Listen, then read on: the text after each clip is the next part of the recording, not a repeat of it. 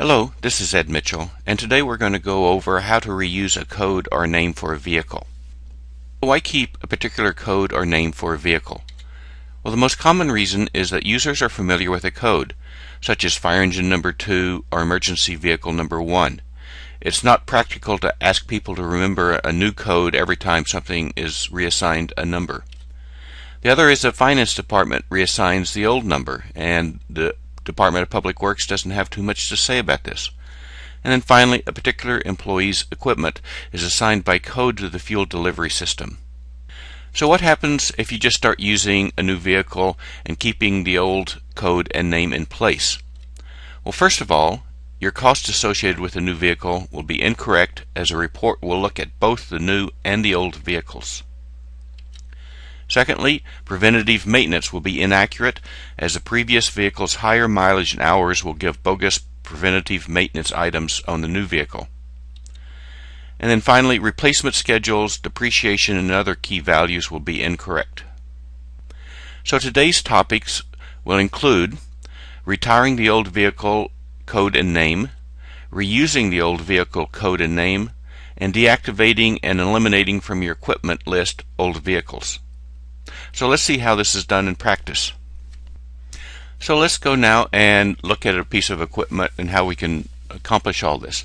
So first we can go to either Fleet and look at equipment there, or we can go to PubWorks Data and equipment here. And so I'm just going to go under PubWorks Data, equipment, and down to grader. And I know that I'm going to be replacing grader number 1, so I'm going to go to my list view, and I'm going to find grader number 1 and just open this up. So I have a motor grader here that's called grader number 1, and we're going to replace it, and we want to keep that same name. We don't want to have to be coming up with now grader number 225 that people have to remember. So how do I retire this? Well, I retire it first of all by going in and giving it a unique name. Now it's important that before you create the new record, you deactivate and rename the old record. So here I have grader number 1, and I'm just going to put in RET here because I don't have a lot of characters I can have under the code. And then under the name, I'm going to be a little bit more specific and put in that this is retired July 2014 or something similar to this. And now I'm going to go and also deactivate this record. And so what that's going to do is, if in my toggles I have set so that I do not see inactive records, I will no longer see this caterpillar. Now, one thing to keep in mind is if this was retired and it had some work done on it, or it did work in this current year, it will still be on your reports unless you specifically say to ignore it. But most people, if it's done work or you're wanting to know how much money that was done in fleet maintenance, you will want to have this counted, and the reports by default will do that. So now I've retired this grader, and I can go ahead and put in a new one. I go to Add, and I'm going to reuse this code that I had before. So this is now grader 1, and I'll have this name as I'm going to just call this CAT 160 M2 AWD, and this is a 2014 model. I'm going to say that the primary cost is $55, and then I can fill in other information whenever I want to. And also, don't forget to save this record. If you don't save it, it's not going to remain in the system. And also, mentioned that one of the reasons that you may want to reuse a code is because of the fuel delivery system's coding mechanism.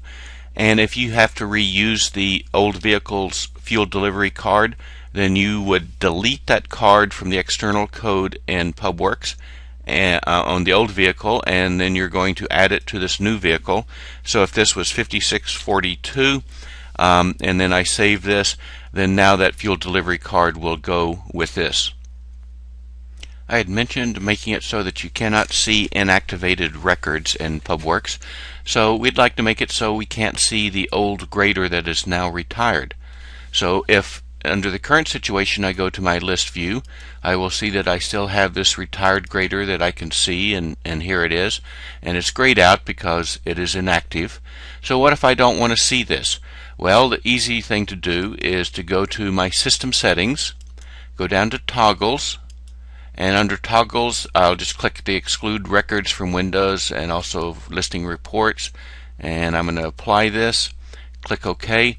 Now if I go back to my graders and I go to equipment and I go down to graders and I go to my list view, no longer do I see that grader that's retired. It is out of view, and while it's still in the system, I will not see it in my drop down choices for equipment when I enter daily work.